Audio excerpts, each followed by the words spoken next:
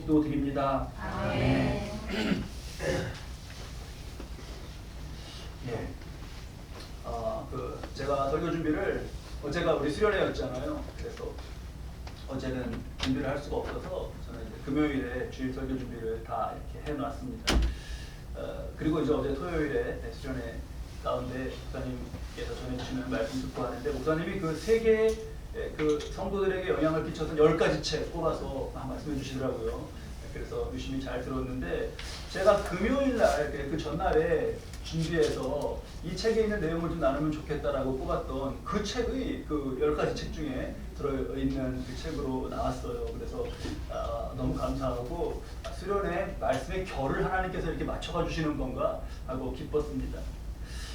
제가 소개해드리는 그 책 쓴 분은 이렇습니다. 17세기의 프랑스 분인데요. 17세기. 그러니까 약 400년 전 분이죠. 프랑스의 어느 작은 마을에서 태어난 그 로렌스라는, 이름이 로렌스라는 분입니다. 이분은 청년 때, 이제 그때 뭐 전쟁이 있고 했는데 전쟁에 2번이나 참여를 했습니다. 그래서 전쟁에 참여해서 싸우고 있는데 이제 부상을 당했어요. 그래서 평생 한쪽 다리를 이렇게 절면서 사셨습니다.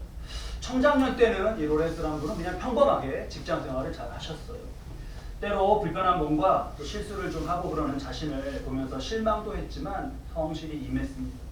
그러다가 50대로 추정되는 나이에, 이 400년 전 분이라서 연대가 이렇게 딱딱 그렇게 연대표가 나오질 않아요. 근데 50대로 추정되는 나이에 이분에게 오랜 소원이었던 수도원에 들어가서 정말 좀 수도원에서 하나님만을 섬기며 그렇게 살고 싶다라는 그런 꿈을 가지고 있었는데 50대에 드디어 수도원에 들어갑니다. 들어가서 맡은 일은 그 수도원의 그 회계를 맡으신 수도사의 보조를 하면서 단순 사무를 하는 거예요. 펜도 갖다 드리고 종이도 하고 아주 쉬운 계산도 하고 이렇게.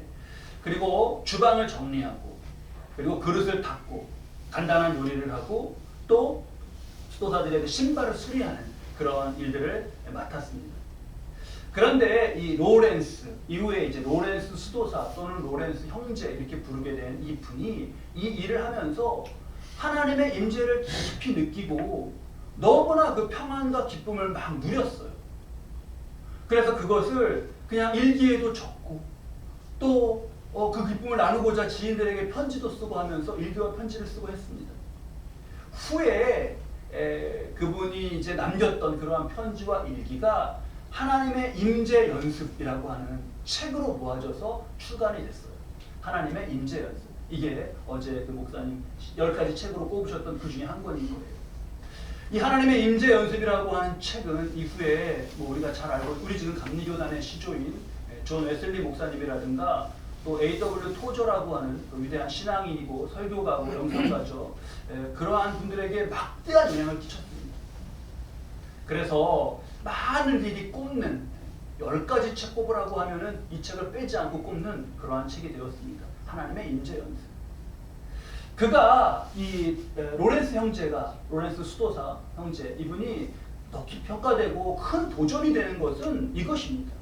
우리가 말씀을 깊이 묵상하고 또 찬양하고 그런 가운데 기도하는 가운데 막 이렇게 그 수도원에서 천상의 하모니 이런 막 서로 화음을 하고 교창을 하고 막 주고받으면서 그렇게 무아지경으로 정말 빠져드는 것 같은 그런 아름다운 찬양 묵상 그런 가운데 하나님의 임재를 체험하죠.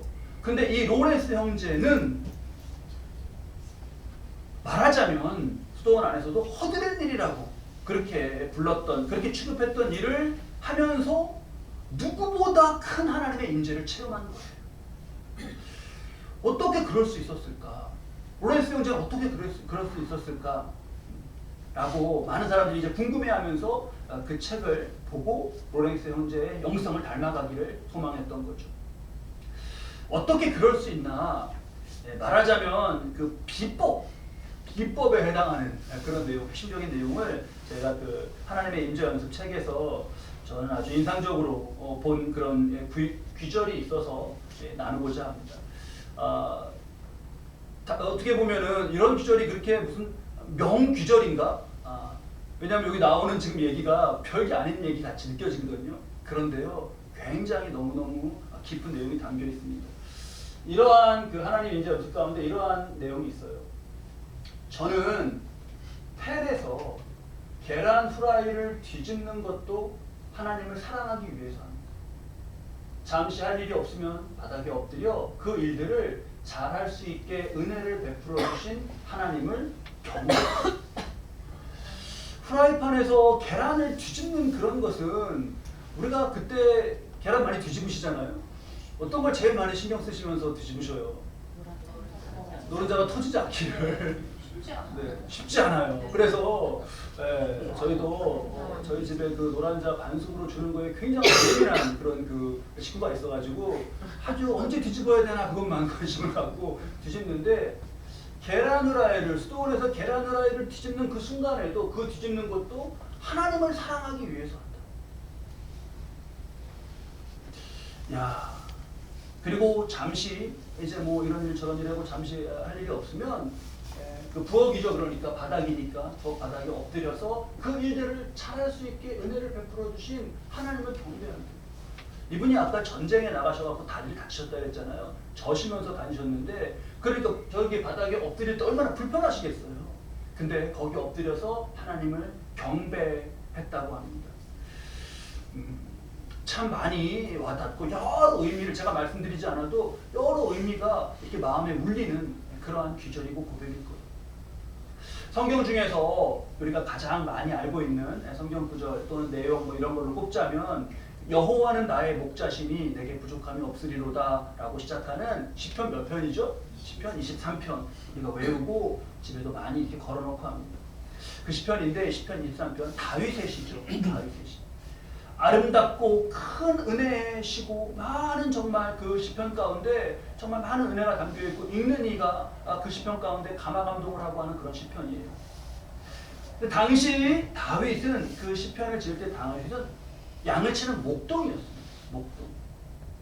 우리가 만약에 1일 체험으로 대관령 이런데 어디 이렇게 놀러 가서 1일 체험으로 목동의 체험 이런 거, 목장의 하루 체험 이런 거 하면 양도 한번 몰아보고 여물도 줘보고 뭐 이렇게 하고 그러면 그날 이렇게 재밌게 보냈다고 할 거예요. 아, 오늘 목동 체험 너무 재밌었어 이렇게.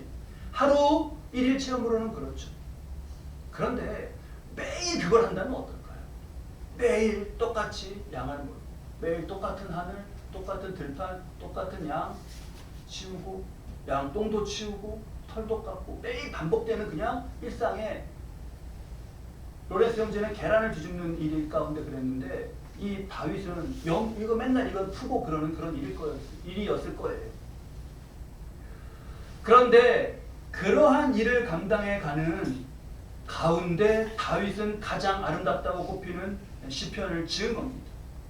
뭐냐? 다윗 또한 하나님을 사랑하는 마음으로 그 일을 감당했기 때문에 그 일들 가운데서 큰 은혜와 그 일을 해가면서 여호와는 나의 목자시구나라고 하는 자신의 하나님의 임재 체험을 그렇게 표현하게 된 거예요. 하나님을 사랑하는 마음으로 일했기에 가능했습니다. 이걸 하나님의 차원에서 이렇게 보면 하나님은요, 어떤 큰 일, 굉장히 특별하다고, 일생에 뭐 한 번이나 두 번 있을까 말까 한 그런 일, 막 구별되었다라고 생각하시는 그 일, 그 순간에만 임하시는 게 아닙니다. 단순하고 너무나 반복되고 그렇기 때문에 별일이 아니라고 생각하는 일, 그런 일도 관계가 없습니다. 어떤 일이냐가 중요한 게 아니라 어떤 자세로 임하느냐, 그게 하나님께는 너무나 중요하고 하나님의 임재를 체험하는 삶에 있어서 이것은 너무나 중요한 비법과 같은 것이었어요. 어떤 일이냐가 아니에요. 어떤 자세로 하느냐. 일과의 관계가 아니라 하나님과의 관계, 하나님을 사랑하는 마음으로 한 것, 그것입니다. 하나님을 사랑하는 마음을 갖는 것, 하나님을 의식한다는 것, 그 자체가 기도이고 하나님의 임재를 위한 준비입니다. 하나님을 의식하는 자체가. 그러한 하나님의 사랑이 로렌스 형제와 다윗에게 공통적으로 있었고요. 또 하나 이렇게 보면서 제가 공통적으로 발견한 것이 있어요. 로렌스 형제와 다윗을 놓고 보면서 이 로렌스 형제가 오랜 수도 생활을 하다가 마지막에 이제 그 그 어느 수도원의 원장으로 발령이 됩니다. 그래서 자신이 발령받은 그 수도원에 가서 문을 두드렸어요. 수도원장으로 발령받은 수도원에 가서 문을 두드렸습니다. 그랬더니 이제 문이 열리고 젊은 수도사들 몇 사람이 이렇게 내다보았습니다. 그러다가 나이 들고 허름한 수도사가 이렇게 서서 인사를 하는 걸 보더니 됐든 그냥 식당에 가서 그릇 닦는 것부터 하면 된다고 그렇게 했어요. 아마 그 이제 처음 온 수도사에게는 수도원에서도 제일 이제 그 일을 그렇게 맡겼던 것 같아요. 그렇게 말을 하자 로렌스 수도사는 예 알겠습니다 하고는 그 식당에 가서 허름한 곳에서 일을 하면서 계속 머물렀습니다. 그러기를 석 달 동안 그랬어요. 석 달 정도가 지난 다음에 그 일대를 관할하는 수도원들을 다 관할하는 감독이 수도원 순실을 왔습니다. 그 수도원 순실을 왔어요. 그래서 순실을 이렇게 하는데 이제 자꾸 수도사들만 보이고 원장님이 보이지 않자 수도사들에게 물었습니다. 그 원장님은 어디 외출을 하셨습니까? 왜 통 보이지가 않습니까? 수도사들이 대답했어요. 감독님, 저희는 아직 수도원장님이 부임하지 않으셨습니다. 그러니까 이 감독이 무슨 소리입니까? 내가 무려 3개월 전에 로렌스 형제를 수도사로 부임했는데 아직도 안 왔다는 말입니까? 그러자 그 말을 들은 수도사들이 로렌스? 하면서 깜짝 놀랐어요. 그리고는 우르르 전부 브로커로 가서 그때 마침 접시를 닦다가 자신을 바라보는 로렌스 형제 앞에 다 무릎을 꿇고 용서를 빌고 했다는 그런 일화가 전해집니다. 로렌스 형제의 겸손이 알려진 대표적인 일화예요. 다윗도 그렇습니다. 다윗도 한참 그의 이름이 알려져 갈 때입니다. 골리앗도 무찌르고 이렇게 해서 뜨는, 우리 지금 쓰는 표현으로 하면 대통령 선거 앞두고 잠룡 이런 거 표현하지 않습니까? 이 사람 저 사람 이렇게 그 중에 하나로 이름이 알려져 갈 때입니다. 그때 왕이었던 사울이 다윗을 자신의 딸을 그 다윗에게 딸 중에 한 명을 줘서 사위로 삼고자 해요. 그 장면이 사무엘상 18장에 나오는데 다윗이 이렇게 해서 17절에 사울이 다윗에게 메랄이라는 딸을 주려고 이렇게 하는데 18절 말씀인데 18절 말씀 우리 함께 읽으면서 다윗의 마음을 함께 좀 느껴보시죠. 다윗이 사울에게 이르되 내가 누구며 이스라엘 중에 내 친속이나 내 아버지의 집이 무엇이기에 내가 왕의 사위가 되리까. 이러한 겸손이 있었어요. 잠룡 중에 하나잖아요. 지금 다윗도 이때는 서로 경쟁하고 막 그러잖아요. 여기에서 왕의 사위가 된다는 거는 잠룡이 아니라 탑 1, 탑 2로 딱 올라서는 거예요. 기회는 왔다 이렇게 해야 되지 않습니까? 근데 다윗에게는 항상 그런 마음이 있어요. 내가 무엇이기에 하면서 겸손히 저렇게 말했던 것이 로렌스 형제와 참 닮았습니다. 또 여호와는 나의 목자시니 이렇게 고백이 나오는 시편 23편 말씀과 함께 유명한 다윗의 시편이 그 시편 8편 말씀입니다. 여호와 우리 주여 주의 이름이 온 땅에 어찌 그리 아름다우시오. 우리 어제 성경 그 퀴즈 말씀 중에서 퀴즈로도 나왔는데 이렇게 그 하늘에 이런 그 자연과 하늘을 바라보면서 하나님을 찬양한 그런 시편 8편이 아주 유명합니다. 그 우리가 자주 나누기도 했었는데 시편 8편 1절하고 3절 말씀을 보면 여호와 우리 주여 주의 이름이 온 땅에 어찌 그리 아름다운지요. 주의 영광이 하늘을 덮었나이다. 주의 영광이 하늘을 덮었다. 이렇게 표현했어요. 근데 3절 말씀 함께 읽어보실까요?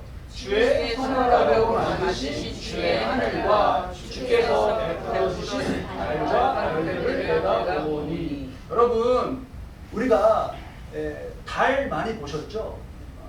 별도 많이 보셨죠? 달, 별 밤에 보게 되면 맨날 보이는 거예요. 늘 있는 거예요. 근데 여러분 그거 보시면서 주의 영광이 하늘을 덮었다 이렇게 느껴보신 적 있으셔요? 그러기가 쉽지 않아요. 그냥 늘 있는 거고 달과 별은 뭐 그렇게 특별한 게 아니고 거기 뭐 하나 이상한 게 휙 지나가면 UFO인가? 막 이러면서 그게 특별하지 우리는 달과 별 같은 거는 그냥 해, 달, 별 맨날 있는 거잖아. 그렇게 받아들일 것들이에요. 그런데 이게 다른 겁니다. 여기서 좀 우리가 다윗을 보고 많이 이렇게 느껴져야겠어요. 다윗이 양치는 게 아니라 뭐 막 대단한 뭐를 해서 그게 아니라 하늘에 뭐 신기한 다른 사람은 아무도 못 봤고 다윗만 본 어떤 걸 보고 주의 영광이 하늘을 덮었다고 고백한 게 아니에요. 그 달, 우리가 보는 똑같은 달, 이따 밤에 한번 보셔. 별, 그거 보고 하늘 보면서 이렇게 하나님을 늘 사랑하는 마음으로 살아가는 가운데 보았던 하늘과 달과 별에서는요, 주의 영광이 덮은 것이 보여졌어요. 자, 그걸 보면서 이렇게 고백을 해요. 주의 손가락으로 만드신 주의 하늘, 주께서 베풀어 주신 달과 별들을 내가 본. 그리고 그 다음에 어떻게 말씀이 이어지죠? 어떻게 이어지죠? 사람이 무엇이든. 그렇죠. 노래했어. 뭐 노래 떠올려보면 돼요. 우리 언제 또 나중에 이 찬양 많이 불러보시죠. 주의 손가락으로 만드신 주의 하늘과 주가 베풀어 두신 달과 별 내가 보니, 그 다음에 사람이 무엇이 관대, 그렇게 이어져요. 사람이 무엇이 관대, 여러분 달과 별과 그 흔한 거 보면서, 그거 보면서 제가 무엇이건데 주께서 저를 생각하시고 인자가 무엇이기에 이걸 지으신 하나님이 저를 돌봐주십니까? 이렇게 고백해요. 정말 겸손한 거예요. 이게 겸손한 거예요. 이게 그냥 일상, 우리는 전혀 뭐 아무런 무감각하게 보는 것 속에서 하나님을 본 것이고, 그런 속에 살게 하신 나에게 내가 하나님께 감사한 그런 겸손이 이 시편 가운데 이렇게 고백되고 있어요. 자, 로렌스의 겸손, 그리고 다윗의 겸손, 이런 것이 우리에게 큰 도전이 되시기 바랍니다. 하나님의 임재를 체험하는 것은 이 땅 위에서 우리가 누릴 수 있는 가장 최고의 것이고 무엇과 비교할 수가 없어요. 하나님의 임재를 체험하며 산다? 그것은 세상의 어떤 것으로 사는 게 아니에요. 근데 그렇게 살아가는 삶을 위해서 무엇이 있었나? 아, 하나님을 사랑하는 마음, 계란을 하나 뒤집어도 그런 마음, 그리고 이 겸손과 이러한 마음이 있었구나라는 것이 우리에게 이러한 자세가 큰 도전이 되어야겠습니다. 반대로 야, 이거 뭐 달은 뭐 늘 떠 있는 거고 별은 뭐 다 보는 거고 이렇게 생각하는 마음, 또 하나하나 일하면서 그냥 늘 반복되는 일들 사소하고 별것 아니다 라고 생각하는 마음, 아, 내가 뭐 이런 거 할 사람인가, 이런 마음으로는요 하나님을 체험하기가 힘듭니다. 보이지 않아요. 시편 138편 6절 말씀인데요, 6절 말씀 우리 함께 읽으시죠. 여호와께서는 높이 계셔도 낮은 자를 굽어 살피시며 멀리서도 교만한 자를 아시니이다. 낮은 자, 자신을 낮추는 일을 굽어서 살피신대요. 그러면 이 사람은 낮추고 겸손해서 이렇게 바닥으로 땅으로 이렇게 했지만 하나님이 굽어 살피시면 하나님과의 거리는 어떻게 되는 거죠? 가까워지는 거죠. 교만한 사람은 뻣뻣하게 고개 들어 올리고 아이고 내가 하면서 그렇게 해서 하나님과 가까워진 것 같지만 하나님이 어디서 아신대요? 멀리서도 아신대요. 멀리서 아시고 가까이 오시겠습니까? 이 지금 고백에는요 겸손과 교만 그리고 하나님의 거리가 시적 표현 가운데 중의적인 의미로 담겨 있어요. 겸손한 자, 그에게 하나님 오십니다. 로렌스가 부엌바닥에 그 불편한 다리를 풀어서 엎드리면서 하나님 감사합니다, 이렇게 할 수 있게 된 것 감사합니다라고 하셨을 때 하나님은 바로 그 부엌바닥에 임하셨던 거예요. 그런데 어디 높은 데 올라가 갖고 두 손 막 하나님 막 이렇게 한다고 해서 교만한 자에게 하나님 멀리서 보셔요. 멀리서 아, 쟤 저기 올라왔구나. 이렇게 우리 하나님과의 관계, 거리가 어때야 되는지 꼭 새깁니다. 연초기에 이 교만에 대한 말씀 잘 우리 명심하고 하나님 임재의 삶, 복된 삶으로 가는 길을 막는 것은 교만이다. 이것 분명하게 새깁니다. C.S. 루이스의 통찰을 이 시간에 좀 나누면 도움이 많이 될 것 같아요. 어제 그 목사님 뽑았던 10가지 책 중에서 지금 제가 로렌스 형제의 하나님 임재 연습 이게 들어갔잖아요. 그 다음에 또 10가지 책 중에 들어갔던 책 중에 그 순전한 기독교가 있어요. 순전한 기독교. 그 내용도 저기 하고 보고자 하는데 우리 2000년 역사 가운데 꼽히는 10가지 책 중에서 오늘만 벌써 2가지 책을 보는 그런 셈입니다. C.S. 루이스의 통찰이 굉장히 저는 이게 이렇게 재밌게 느껴져 갖고 인상적이었는데 이렇게 썼어요. 세상이 시작된 이제 모든 나라와 가정을 불행하게 만든 가장 큰 원인은 뭐다? 교만입니다. 근데 다른 악들은 교만 말고 다른 악들은 그래도 사람들을 맺어주는 경우가 간혹 있습니다. 그게 뭐냐? 술 취한 사람이나 방종하는 사람들끼리도 사이좋게 지내고 농담을 주고받고 우정을 나누는 모습을 보게 됩니다. 그런데 교만은 언제나 적대감을 일으킵니다. 이게 무슨 말이냐? 여러분 깡패들 막 그냥 막 살잖아요. 근데 깡패들도 막 그런데 아나무인이고 그런데 깡패들 안에서도 누구는 싫어해요? 교만한 애는 싫어요. 야, 쟤 뭐라 그러죠? 쟤 건방져. 아, 또 담근다 그러더라고 진짜. 어디 담근다 아니에요? 야, 쟤 네? 밥맛이 뭐라고요? 밥맛이 밥맛이야? 아, 밥맛이야? 밥맛이야? 아니 깡패도 그래. 악한 이들도 교만한 애를 향해서 그렇더라고요. 야, 쟤 밥맛이지 않냐? 저는 그걸 담가라고 들었어요. 밥맛이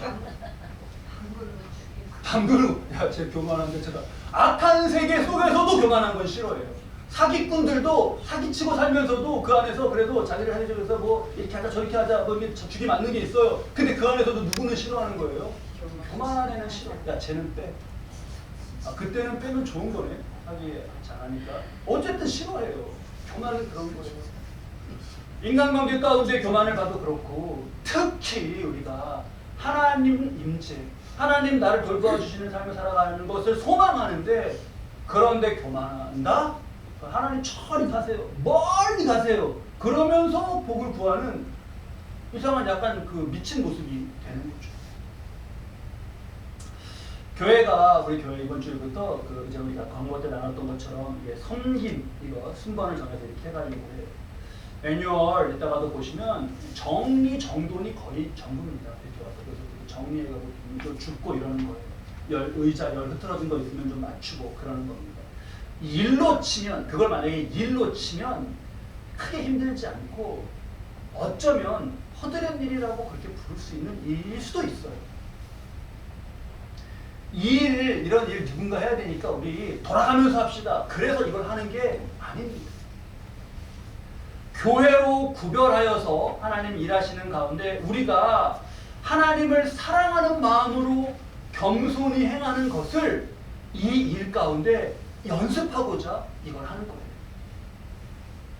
이 로렌스 형제의 책 하나님의 임재 연습이 처음에 출판되고 나서 오해를 되게 많이 샀어요. 이 책이. 하나님의 임재 연습이에요. 그러니까 책 제목을 사람들이 보고선 하나님이 임재하시려고 이렇게 하나님이 연습하시는 것 같아요. 내가 임재해야 되는데 연습하시는 하나님의 임재 연습.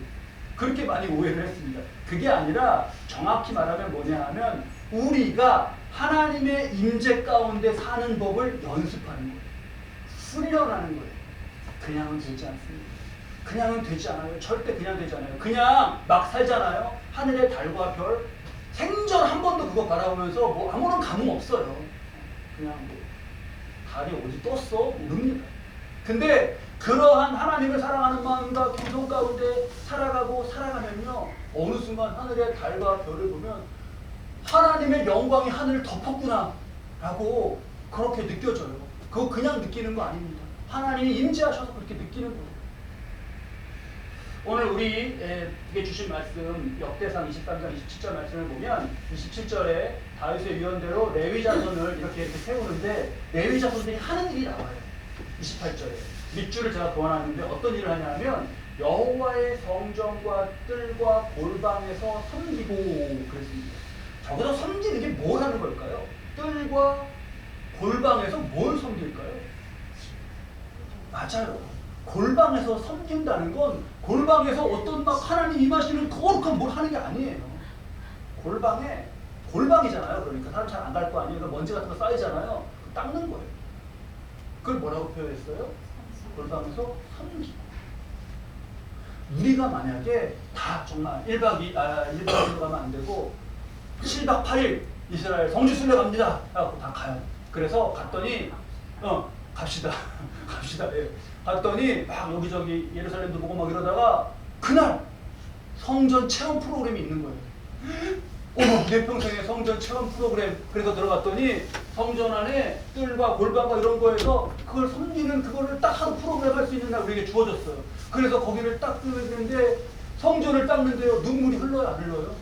그렇죠. 내 평생의 이 성전, 주님이 바라보시고 했던 이 성전을 내가 이렇게 한번 닦아보는구나. 막 눈물이 흐르고 감동, 하나님의 임재가 밀려올 거예요. 밀려올 거예요. 그리고 그 다음날 딴 데 보고 하고 우리나라로 돌아오는 거죠. 성지순례는. 근데 만약에 너 그렇게 감동스러워? 그래 여기 살아. 그러면 너 여기 계속해. 그래서 오늘도 골방에 들어가서 닦고 내일도 가서 닦고 1년 동안 계속 닦으면 그 다음에 골방 닦을 때 어떨까요? 하나님이 임재하셨나 봐. 이게 육신에서 할 수 없는 말을, 육신으로는 할 수 없는 말, 사람으로서는 할 수 없는 말을, 골방을 닦다가 골병에 들 거다. 1년을 계속 반복하고 매일 반복하면 골방에 들어가면 무슨 감동이 있겠습니까? 닦았나? 여기도 안 닦았네. 그럴 거 아니에요. 자, 뭐냐? 성전이냐? 거기에 어떤 특별한 장소냐? 이게 아니라 어떤 자세냐? 어떤 자세냐?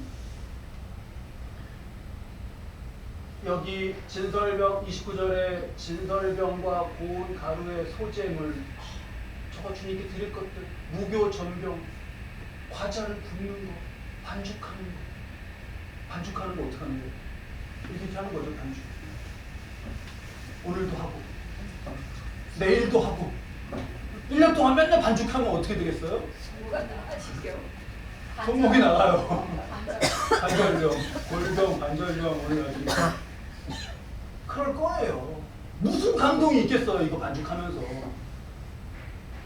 그러니까 인류는 레위인들이 했던 일도 어쩌면 우리가 섬긴 가운데 여기 그 매뉴얼 보시면 나와요. 쓰레기가 있으면 죽는다. 이런 거 나와요. 그런 것과 똑같은 일일 수 있어요. 일로 대하자는 게 아닙니다, 지금. 무슨 의미인지 아시겠죠? 그렇게 대해갖고는 하나님의 임재 어떠한 순간에도 느낄 수 없어요. 어떤 자세로 하느냐. 그래서 하나님이 정말 하나님이 인간을 너무나 잘 아시는 게 그렇게 일하면은 인간이 그렇게 되거든요. 그래서 30절 말씀해 보면, 그러니까 여기 지금 28, 29절에 무슨 일 하는 거 이렇게 써 있죠. 그리고 31절에 절기 이런 거 이렇게 해서 회막 직무, 성도 직무 이런 게 이제 어떻게 하라고 써 있는데 30절 말씀에 요렇게 하라는 걸 꼭 넣어주셨어요. 이게 중요해요. 30절 말씀 함께 읽으시죠. 아침과 저녁마다 서로 여호와께 감사하고 찬송하며. 그러니까 뭐예요? 로렌스 형제로 표현하면 하나님 사랑하는 마음으로 한 거죠. 여기 감사하고 하나님 찬양하면서 이 일을 해가도록 했어요. 그래서 이게 선순환이 돼서 하나님을 찬양하고 이러면 우리의 영이 하나님께로 높여지고, 그래요. 우리 한번 여러분 이건 그냥 체험할 수 있는 거예요. 한번 조용한 곳에서 홀로 하나님 찬양해 보세요. 우리의 마음이 변화됩니다. 우리 이렇게 그냥 주로 건강 얘기하고 주로 이런 얘기하고 막 그러잖아요. 날씨 얘기하고 이렇게 그런 거 다 정보 주고받고 사는데, 아까 시편 8편 같은 시편, 여호와 우리 주여 주의 영광이 온 땅에 어찌 그리 아름다운지, 이런 찬양을요 고요한 곳에서 한번 해보셔요. 내 영에서 그렇게 찬양하고 그걸 내 영이 듣고 하는 가운데 하나님의 임재를 체험하게 돼요. 찬양 가운데. 그러니까 이 레위인들 언제하고 언제요? 아침과 저녁. 아침은 일 전, 그렇죠? 저녁을 일 후. 일만 하는 게 아니라 그러한 고백과 감사와 찬양 속에 일을 얻는 거예요.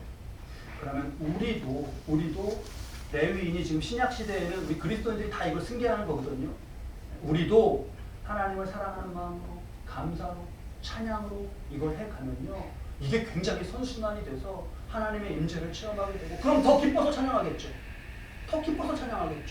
그럼 찬양 가운데 더 힘을 얻어서 더 힘써 일하게 돼요. 그러면 또 더 큰 감사와 기쁨, 이게 선순환으로 이렇게 돌아가요. 이것이 우리 안에 꼭 길러지기 바랍니다. 어제 이한필 목사님 짧은 시간에 만나서 설교하시고 가시고 저는 모양실에서 좀 교제하면서 대화하면서 인사를 나눴는데 짧은 시간 함께 했지만 이 목사님은 너무 성도님들이 이렇게 그 말씀을 자꾸 하시더라고요. 순수해 보여갖고 너무 좋으셨대요. 저보고 부럽다고 그러시면서 순수해 보이시대요. 순수해 보이십니다. 집사님들 막 찬양하시고 이러니까 순수해 보이십니다. 아멘. 순수하셔요? 네. 네, 순수하시죠. 네. 안 순수한 부분도 좀 있지 않아요? 그래서 그 칭찬을 들으면서 어떤 칭찬보다 너무 좋았어요. 너무 좋았어요. 만약에 우리 교회 교인이 많았다. 그러면 강사 목사님으로 오신 분이 그러실 수 있겠죠. 목사님 교인이 많은 거 보니까 되게 좋아요. 부러워 이럴 수 있겠죠. 근데 저는요 정말 제 양심에 솔직히 그 많아서 부러워요라는 칭찬보다 성도님들이 순수해 보여서 너무 부러워요. 이 칭찬이 너무 좋았어요. 우리는 부흥을 꿈꾸고 더 많아지는 걸 소망하는데요. 그렇게 되어 갈 거예요. 그렇게 되어 가면서도 절대 이 순수한 우리 지금 교회 안에 있는 이 분위기, 하나님을 사랑하는 마음으로 겸손히 행하고 서로를 섬기고 하는 이 분위기는 절대 헤어지지 않기를 거듭거듭 저는 기도하겠습니다. 그런 우리가 그러한 모습이 되어갈 때 하나님은 우리 교회 가운데 더욱 임재하시고 성도님들의 삶에 더욱 임재하실 거예요. 교회의 이러한 모습과 영성은 이제 우리 교회에서 훈련이 되고 더 함께하는 가운데 자라간 그리고 그래서 나아가는 가정과 일터로 분명하게 이어질 겁니다. 퍼져갈 거예요. 교회에서 어떤 내가 뭐 섬김 무슨 그 당번이 시작돼서 나 그거 하고 왔어. 그리고 집에 가서는 끝인 게 아니에요. 그 마음, 하나님을 사랑하는 마음으로 했고 겸손히 했던 그걸 어디까지 가져간다고요? 집까지 가져가는 거예요. 우리 지난주에 나눴죠. 가져가다가 주차장에서 차 끼어들 때 확 엎어버려갖고 이렇게 하지 말고 오늘도 집에 갈 때 이렇게 하고 가셔요. 잘 가져가는 거예요. 집에까지. 그래서 집에서 하는 일도 어떻게 한다고요? 하나님을 사랑하는 마음, 감사합니다. 그러면 거기에 그 집에 하나님이 임재하십니다. 그리고 잘 주무세요 오늘. 그리고 내일 월요일이 되면 일터로 나아가시잖아요. 또 손을 어떻게 하고 나아가야 돼요? 이렇게 하고 하나님 사랑하고 저분들은 왜 다 손을 이렇게 하고 다니셔? 알고 보니까 다 기쁨진 교회인 그런 역사가 있길 바랍니다. 그대로 하나님을 사랑하는 마음으로 그리고 건강한 마음으로 일터에 가서 그렇게 일하잖아요. 하나님 거기 임재하시는 것을 체험하고요. 오래 했던 것처럼 엎드리게 돼요. 우리 신년초에 나누는 중요한 말씀들 꼭 꼽아봅니다. 오늘 지금 몇 번째 주일이죠? 신년 맞아서? 오늘 몇 번째 주일이죠? 두 번째 주일이요? 아니고요. 세 번째 주일이요. 네. 쉽지 않네요. 오늘 세 번째 주일이에요. 첫 번째 주일. 우리 올해 표로 삼은 말씀 뭐죠? 무엇이든지 사랑받을 만하며. 지금 그때로부터 지금 몇 주 지났어요? 3주째, 그러니까 2주 지났죠? 첫 주에 나왔으니까 무엇이든지 사랑받을 만하게 살고 계셔요? 네. 그 말씀은 그 주에만 이렇게 했다가 가다가 이렇게 하시지 않으셨죠? 지금도 그 말씀 들고 계시죠? 뭐라고요? 말씀이? 무엇이든지 사랑받을 만하며. 두 번째 주의 말씀은 뭐였어요? 우리가 비교하고 쟤는 저거 하는데 이런 비교는 나쁜 건데 좋은 비교는 뭐다? 누구랑 비교하는 거다? 어제의 나와 비교하는 거다. 제가 이걸 왜 새롭게 말씀하시는 것처럼 이렇게 말씀드리면 이 분위기가 되는 거죠 지금? 지난주에 들으셨잖아요. 그렇잖아요. 아, 나 지난주에 들었습니다. 이런 표정으로 들어주셔요. 어제의 나와 비교하는 기분은 너무 좋아요. 그래서 자라가자 그랬죠. 예수 그리스도 안에서 함께 뭐라고요? 말씀이 지어져 가는 자라가는 게 잘하는 거라고 했어요. 무엇이든지 사랑받을 만하며 잘 들고 계시고 주 안에서 함께 자라져 가는 거다 잘 들고 계시고 그 다음에 오늘 우리에게 주시는 말씀 뭐라고요? 하나님 임재를 체험하는 삶 가운데 있는데 하나님을 사랑하고 하나님을 사랑하는 마음으로 그리고 겸손히 행하는 것. 이 한 주 한 주 말씀들 한 말씀도 오래 지나면서 떨어뜨리지 말고 그대로 들고 이 말씀으로 만들어지는 자세로 살아가는 그런 삶의 자리에, 그런 교회에, 그런 가정 일터에 하나님 인지하실 것입니다. 하나님 인지하셔서 우리의 소망이 되어주시고 우리의 희망이 되어주시고 우리 힘이 되어주셔서 가정과 일터 교회가 복되게 경영되는 그런 저와 여러분 삶 되시길 주님의 이름으로 축원합니다.